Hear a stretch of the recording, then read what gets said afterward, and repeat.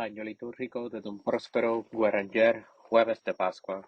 Después de haber glorificado al Cordero de Dios y saludado el paso del Señor a través de Egipto, donde acababa de exterminar a nuestros enemigos, después de haber celebrado las maravillas de esta agua que nos liberta y nos introduce en la tierra de promisión, si ahora dirigimos nuestras miradas al Divino Jefe, cuya victoria anunciaban y preparaban todos estos prodigios, nos sentimos deslumbrados de tanta gloria, como el profeta de Patmos. Nos prosternamos a los pies de este hombre Dios, hasta que Él nos diga también a nosotros: no temas, yo soy el primero y el último, el que vivo y el que he sido muerto, y aquí vivo por los siglos de los siglos, y tengo las llaves del infierno y de la muerte.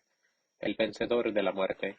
En efecto, él tendrá en adelante dominio sobre aquella que le había tenido cautivo. Él guarda las llaves del sepulcro, lo que quiere decir en el lenguaje de la Escritura que manda en la muerte y que le ha quedado sujeta de una manera definitiva. Ahora bien, el primer uso que hace de su victoria es extenderla a todo el género humano. Adoremos esta infinita bondad.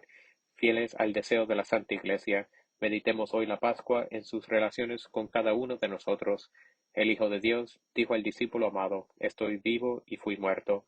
Por la virtud de la Pascua llegará el día en que también nosotros podamos decir: estamos vivos, habiendo estado muertos. La muerte es estipendo del pecado. La muerte nos aguarda, está dispuesta a arrebatarnos. No escaparemos a su mortal guadaña. La muerte es el salario del pecado, dice el libro sagrado. Con esta explicación queda todo plenamente comprendido: la necesidad de la muerte y su universalidad. La ley no es menos dura, y no podemos dejar de ver un desorden en la ruptura violenta del lazo que anudaba en vida común al cuerpo y al alma que Dios mismo había unido. Si queremos comprender la muerte tal como es en sí, recordemos que Dios creó al hombre inmortal. Entonces comprenderemos el horror invencible que la destrucción infunde en el hombre, horror que no puede ser superado más que por sentimiento superior a todo egoísmo, y por el sentimiento del sacrificio. Hay en la muerte de cada hombre un monumento vergonzoso del pecado, un trofeo para el enemigo del género humano, y para el mismo Dios habría humillación si no brillase su justicia, y no restableciese de este modo el equilibrio. Nuestra esperanza. ¿Cuál será pues el deseo del hombre en la dura necesidad que le oprime? ¿Aspirar a no morir? Eso sería una locura. La sentencia es formal y nadie la burlará. Podemos alegrarnos con la esperanza de que un día este cuerpo, que pronto se convertirá en cadáver y luego se disolverá sin dejar rastro visible de sí, podrá volver a la vida y sentirse de nuevo unido al alma para la cual había sido creado. Pero ¿quién obrará esta reunión imposible de una substancia inmortal con otra substancia a quien estuvo un día unida, y que después se diría ha vuelto los elementos de donde había sido tomada? Oh hombre, ciertamente así es, tú resucitarás, ese cuerpo olvidado, disuelto, aparentemente aniquilado, revivirá, y se te devolverá. ¿Qué digo? Hoy mismo sale de la tumba en la persona del hombre Dios nuestra resurrección futura, se cumple desde hoy en la suya. Hoy se hace tan cierta nuestra resurrección como lo es nuestra muerte, y también este misterio le encierra la Pascua. Dios en su furor salvado veló en un principio al hombre esta maravilla de su poder y de su bondad. Su palabra fue dura para Adán: comerás tu pan con el sudor de tu frente, hasta que vuelvas a la tierra de la cual fuiste sacado, pues eres polvo y en polvo te convertirás. Ni una palabra, ni una sola alusión que dé al culpable la más leve esperanza respecto a esta porción de sí mismo, destinada a la destrucción, a la vergüenza del sepulcro. Era preciso humillar al ingrato orgullo que había querido levantarse hasta Dios. Más tarde el gran misterio quedó aclarado, aunque parcialmente, y muchos siglos antes un hombre cuyo cuerpo, devorado por horrorosas úlceras, se caía a jirones, pudo ya decir: sé que mi Redentor vive y que en el último día resucitaré de la tierra, que mis miembros serán de nuevo cubiertos de mi piel, y que veré a Dios en mi carne. Esta esperanza reposa en mi corazón. Mas para realizarse el anhelo de Job era necesario que el Redentor esperado se dejase ver en la tierra, que viniese a enfrentarse con la muerte, a luchar cuerpo a cuerpo con ella, y finalmente a vencerla. Vino en el tiempo señalado, no para impedir que muriéramos, la sentencia era demasiado formal, sino para morir él mismo y quitar de este modo a la muerte todo lo que tenía de duro y humillante. semejante a esos médicos bienhechores que ellos mismos se inoculcan el virus del contagio, comenzó, según la energética expresión de San Pedro, por absorber la muerte. Pero la alegría de este enemigo del hombre fue breve, porque resucitó para no morir, y adquirió en este día el mismo derecho para todos nosotros. Desde este instante debemos considerar el sepulcro a nueva luz. La tierra nos recibirá, mas para devolvernos como devuelve a la espiga después de haber recibido el grano de trigo. En el día señalado, los elementos se verán obligados por el poder que los sacó de la nada, a restituir los átomos que ellos no habían recibido más que en el depósito, y al sonido de la trompeta del arcángel, todo el género humano resucitará y proclamará la última victoria sobre la muerte. Para los justos ese será la Pascua, pero una Pascua que no será sino la continuación de la de hoy. La gloria del cielo. Con qué inefable alegría nos volveremos a encontrar con ese antiguo compañero de nuestra alma, esta parte esencial de nuestro ser humano, de quien habremos estado separados por tanto tiempo. Desde hace siglos, tal vez, nuestras almas estaban arrobadas en la visión de Dios, pero nuestra naturaleza de hombre no estaba representada por completo en suprema beatitud. Nuestra felicidad, que debe ser también la felicidad del cuerpo, no tenía su complemento, y en medio de aquella gloria, de aquella dicha, quedaba sin borrar una mancha del castigo que afligió al género humano desde las primeras horas de su morada en la tierra, para recompensar a los justos por su visión beatífica. Dios se ha dignado no sólo esperar al instante en que sus cuerpos gloriosos sean reunidos con las almas que los animaron y los santificaron, sino que todo el cielo aspira a esta última fase del misterio de la redención del hombre.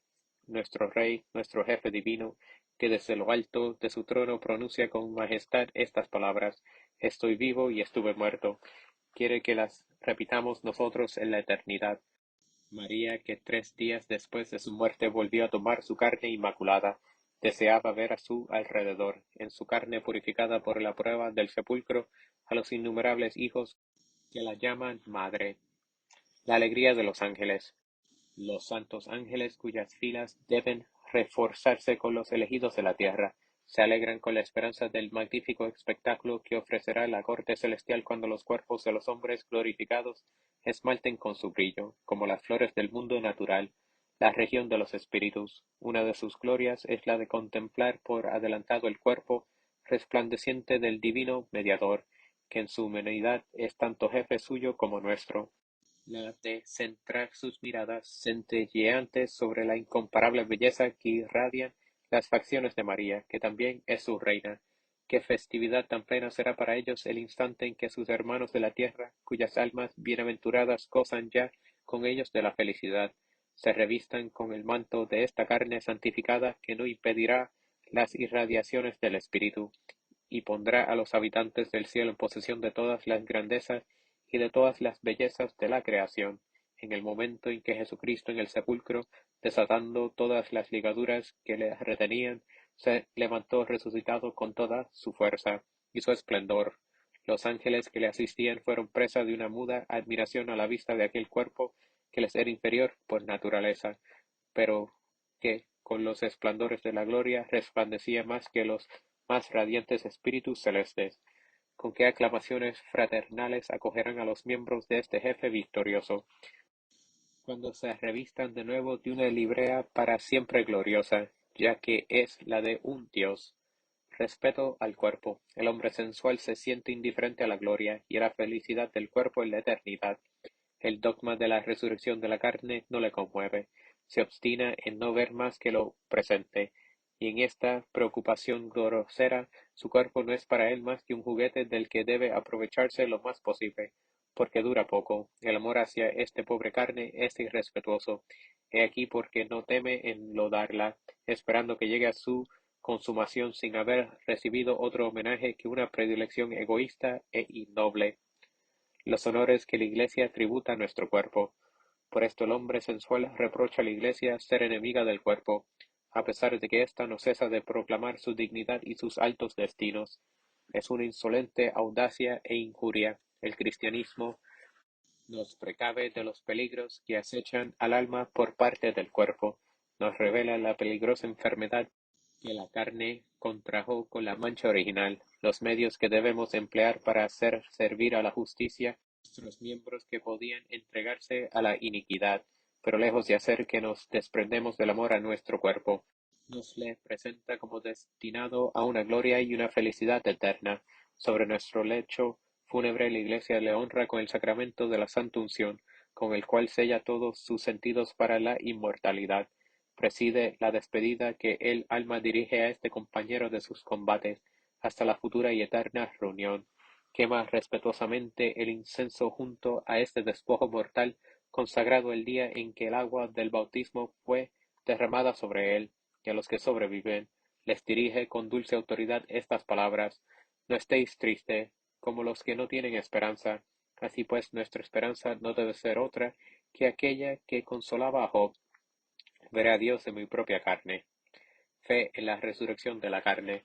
Así nuestra santa fe nos revela el futuro de nuestro cuerpo y estimula, elevándolo, el amor instintivo que el alma tiene para con esta porción esencial de nuestro ser. Ella conexiona indisolublemente el dogma de la Pascua con el de la resurrección de la carne. El apóstol no encuentra dificultad en decirnos que, si Cristo no hubiese resucitado, nuestra fe sería vana, del mismo modo que, si no existiese la resurrección de la carne, la de Cristo habría sido inútil. Tan íntima es la unión entre estas dos verdades que no forman, por decirlo así, más que una sola. Por eso debemos ver un triste signo de decaimiento del verdadero sentimiento de la fe, en la especie de olvido en que parece haber caído, entre gran número de fieles, el dogma capital de la resurrección de la carne. Seguramente le creen, ya que el símbolo se lo impone. Sobre este punto no tiene ni sombra de duda. Pero la esperanza de Job rara vez es el tema de sus pensamientos y de sus aspiraciones. Lo que les importa para sí mismos y para los demás es la suerte del alma después de esta vida, y ciertamente tiene mucha razón. Pero el filósofo también predica la inmortalidad del alma y las recompensas para el justo en un mundo mejor. Dejadle, pues, repetir la lección que ha aprendido de vosotros y mostrar que sois cristianos. Confesad valientemente la resurrección de la carne, como hizo Pablo en el Areópago. Se os dirá tal vez lo que se le dijo a él. Oiremos en otra oportunidad sobre ese tema. Pero, ¿qué os importa? Habréis rendido homenaje a aquel que venció a la muerte, no solamente en sí misma, sino en vosotros, y vosotros solo estáis en este mundo para dar testimonio de la verdad, revelada por vuestras palabras y por vuestras obras. Ejemplo de la cristianidad primitiva. Al recorrer las pinturas murales de las catacumbas de Roma, nos admiramos de encontrar allí por doquier símbolos de la resurrección de los cuerpos. El buen pastor es el tema que se encuentra con más frecuencia en aquellos frescos de la iglesia primitiva. Tanto preocupaba este dogma fundamental del cristianismo a los espíritus en la época en que no podían presentarse al bautismo sin haber roto violentamente con el sensualismo. El martirio era la suerte, al menos probable, de todos los neófitos, y cuando llegaba la hora de confesar su fe, mientras que sus miembros eran triturados o dislocados en los tormentos, se les oía proclamar el dogma de la resurrección de la carne como la esperanza que sostenía su valor. Dan fe de ello sus actas. Muchos de entre nosotros necesitan aleccionarse con este ejemplo, para que sea íntegra su fe, y se aleje cada vez más de la filosofía que pretende prescindir de Jesucristo, aunque plagie aquí y allá algunos fragmentos de sus divinas enseñanzas. El sensualismo lleva al naturalismo.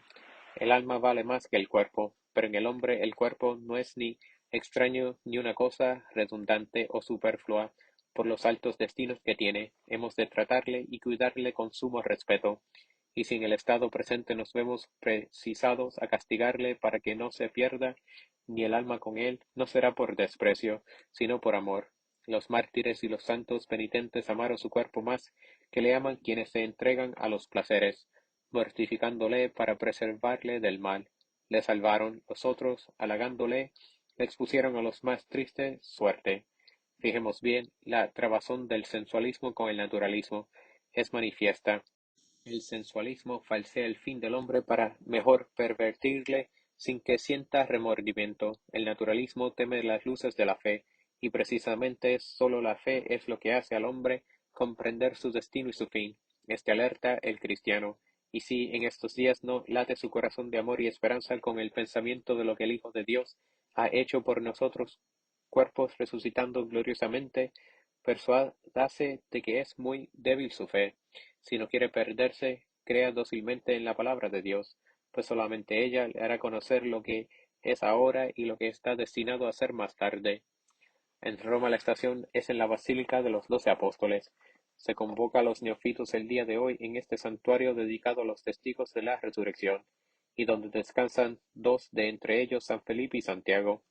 La misa está esmaltada de alusiones al papel sublime de estos esforzados heraldos del Divino Resucitado, que han dejado oír su voz hasta los confines de la tierra, y cuyos ecos resuenan sin debilitarse a través de los siglos. Misa. El cántico de entrada está sacado del libro de la sabiduría y celebra la elocuencia de los apóstoles, mudos antes por el miedo y tímidos como niños.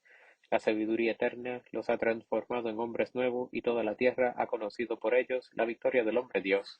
Introito. Tu mano vencedora alabaron, Señor, todos a una. Aleluya. Porque la sabiduría abrió la boca de los mudos e hizo elocuente las lenguas de los niños. Aleluya, aleluya. Salmo. Cantar al Señor un cántico nuevo, porque ha hecho maravillas. Gloria al Padre. La colecta nos presenta a todas las naciones reunidas en una sola por la predicación apostólica. Los neofitos han sido admitidos en esta unidad por su bautismo. La Santa Iglesia pide a Dios que los mantenga en ella por su gracia. Colecta, oh Dios, que uniste la diversidad de las gentes en la confesión de tu nombre, da a los renacidos en la fuente del bautismo una misma fe en las almas y una misma piedad en las obras. Por Jesucristo nuestro Señor. Amén. Epístola. Lección de los Hechos de los Apóstoles. En aquellos días el ángel del Señor habló a Felipe diciendo, Levántate y vete hacia el mediodía, al camino que bajaba de Jerusalén a Gaza, el cual está desierto. Y levantándose se fue, y he aquí que un eunuco etíope, ministro de Candace, reina de los etíopes, y superintendente de todas sus riquezas, había ido a Jerusalén a adorar a Dios, y ahora volvía a su tierra, sentado en su carro, y leyendo al profeta Isaías, y dijo el espíritu Felipe, acércate, y arrímate a ese carro. Y acercándose Felipe le oyó leer al profeta Isaías, y le dijo, ¿entiendes por ventura lo que lees? Él dijo, ¿y cómo podré entenderlo si alguien no me lo explicare? Y rogó a Felipe que subiera y se sentara con él. Y el lugar de la escritura que leía era este: fue llevado a la muerte como una oveja, y como un cordero, mudo ante el que le trasquila, no abrió su boca. Después de su humillación ha sido libertado de la muerte, a que fue condenado. Su regeneración, ¿quién podrá explicarla? Puesto que su vida será quitada de la tierra.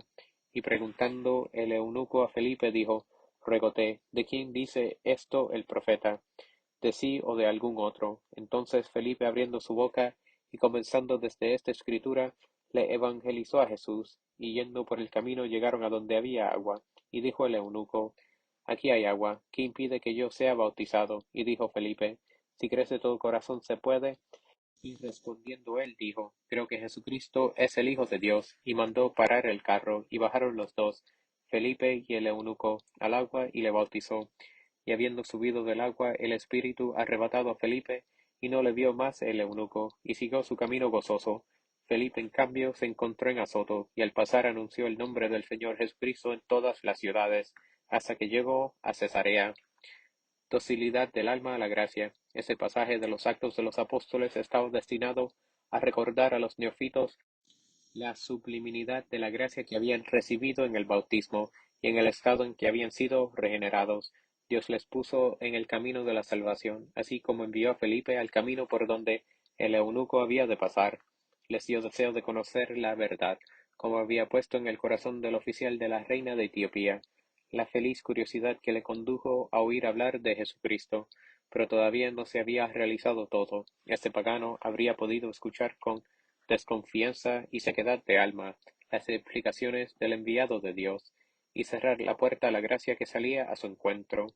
Al contrario, abría su corazón, y la fe le llenaba. De igual modo, nuestros neófitos fueron dóciles, y la palabra de Dios los iluminó. Subieron de claridad en claridad hasta que la Iglesia reconoció en ellos a verdaderos discípulos de la fe. Entonces llegaron los días de la Pascua, y esta madre de las almas se dijo a sí misma: He aquí el agua que purifica, el agua que sale del costado del esposo, abierto por la lanza en la cruz. ¿Quién me impide bautizarlos?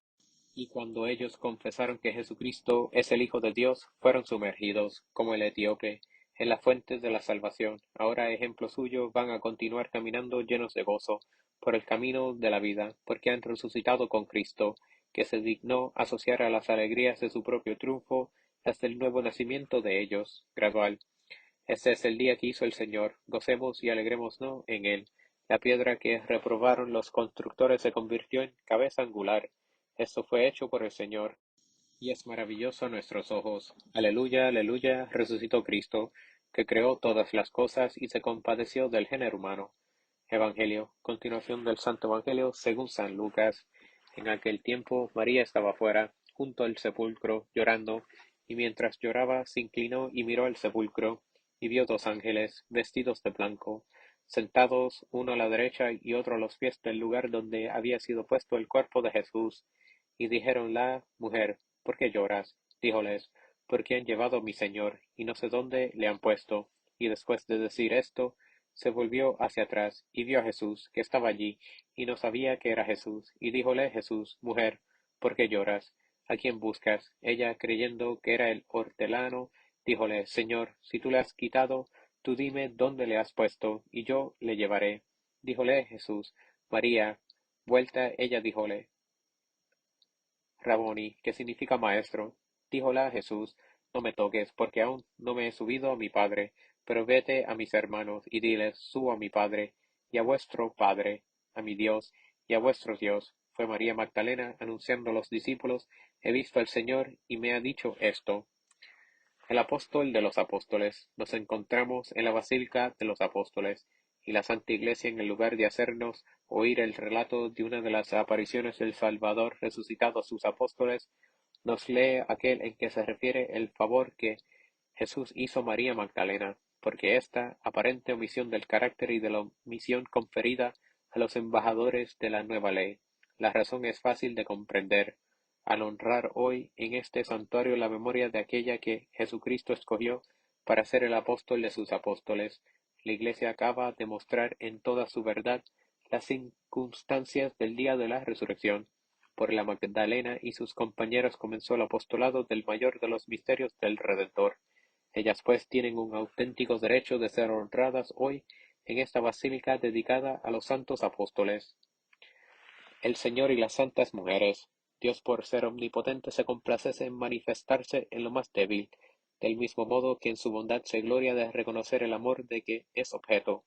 He aquí porque el Redentor prodigó primero todas las pruebas de su resurrección y todos los tesoros de su ternura a la Magdalena y a sus compañeras. Se sintieron más débiles que los pastores de Belén. Tuvieron pues la preferencia los mismos apóstoles, se sintieron más débiles que el menor de los poderes del mundo, que a ellos se había de someter. He aquí porque fueron ellos instruidos a su tiempo. Pero Magdalena y sus compañeras amaron a su Maestro hasta la cruz y hasta el sepulcro, mientras que los apóstoles le abandonaron. A las primeras y no a los segundos Jesús debía los primeros favores de su bondad. Sublime espectáculo el de la Iglesia.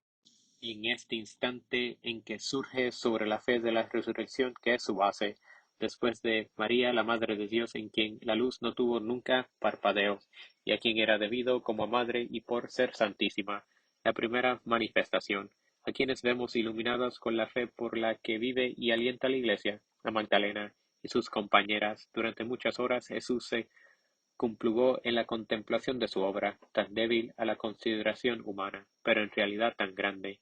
Unos instantes más y este rebañito de almas escogidas va a asimilarse a los mismos apóstoles. ¿Qué digo? El mundo entero vendrá a ellas. Durante estos días la Iglesia canta en todo el mundo estas palabras.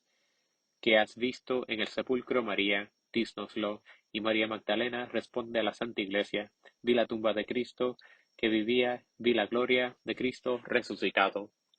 La mujer que ha pecado, la primera, es rehabilitada primero, y no nos admiremos de que solas las mujeres formasen este primer grupo de creyentes alrededor del Hijo de Dios.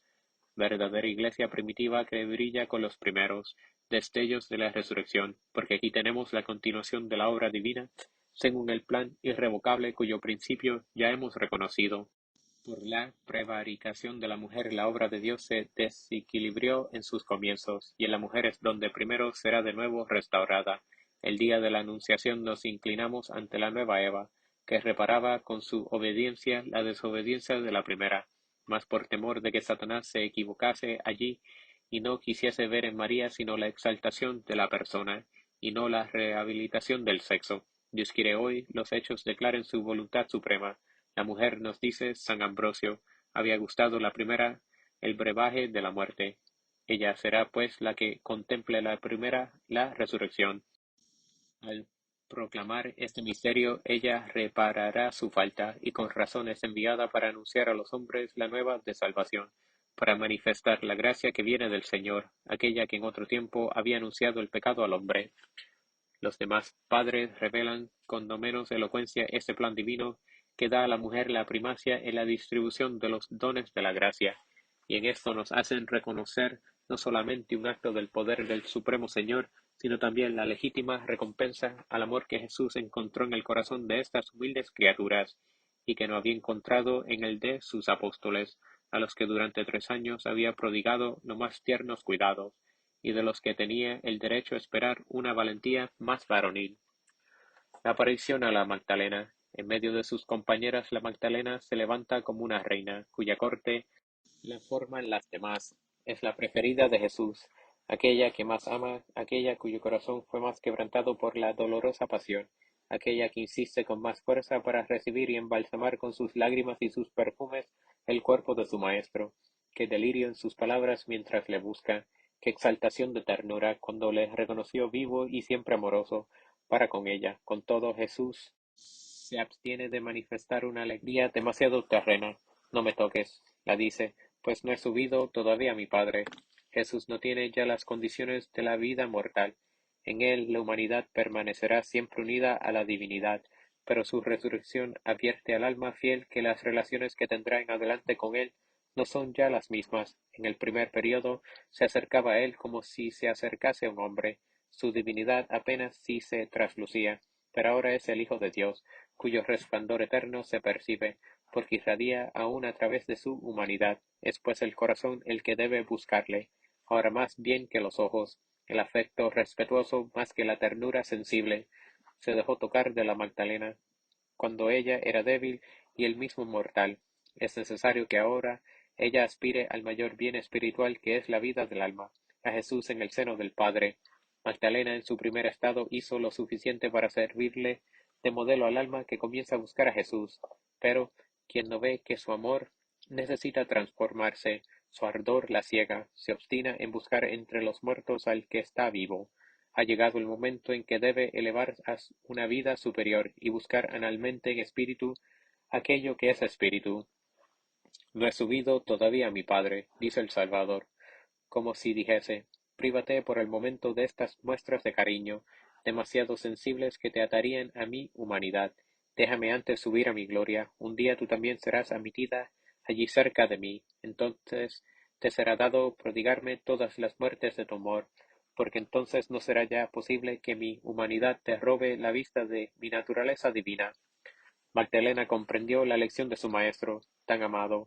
Una transformación se opera en ella, y enseguida, sola con sus recuerdos que se extienden de la primera palabra de Jesús, que deshizo en llanto su corazón, y la arrancó de los amores terrenos, hasta el favor con que la honra hoy al preferirla a los apóstoles, suspirará cada día por el sumo bien, hasta que purificada por la espera, hecha emula de los ángeles que la visitan y consuelan en su destierro, suba finalmente para siempre a donde está Jesús y estreche con un brazo eterno aquellos sagrados pies, en que los reconocerá las señales imborrables de sus primeros ósculos.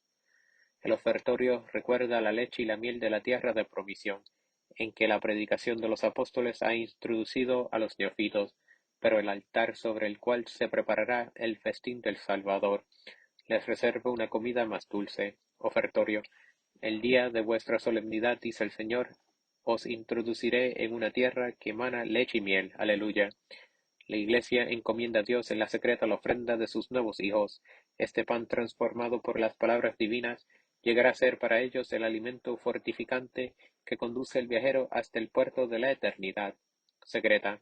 Suplicarnos, Señor, aceptes propicio los dones de tus pueblos, para que, renovados con la confesión de tu nombre y con el bautismo, consigan la sempiterna felicidad. Por Jesucristo nuestro Señor. Amén. En la antífona de la comunión se deja oír la voz del Colegio Apostólico, por medio de Pedro. Felicita con efusión paternal a este pueblo renacido por los favores de que ha sido objeto por parte del soberano autor de la luz, que se dignó hacer fecundas las tinieblas. Comunión.